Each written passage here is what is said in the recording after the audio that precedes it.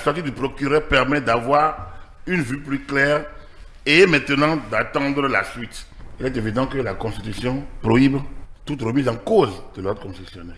Et donc, je dirais comme le porte-parole du gouvernement, de laisser la justice faire son travail et surtout que nous fassions confiance à la justice. Vivement que la lumière soit faite sur ce dossier et que nous soyons rassurés dans un sens comme dans un autre et que surtout force reste à la loi et que la transition démocratique se fasse suivant les résultats issus des urnes. Ce n'est que la porte d'entrée, donc on ne va pas se mettre à faire le procès pour décider de qui a raison ou pas. Il n'y a qu'un procès équitable, en bonne et due forme, où les pièces à conviction seront éprouvées pour arriver à nous situer définitivement, en tout cas nous situer au mieux dans un système qui veut assurer la justice à tous, la défense également de ceux qui sont présumés coupables actuellement. Pour l'instant, la parole d'une partie contre l'autre, mais si les faits allégués sont ceux-là, il y a de quoi être suffisamment préoccupé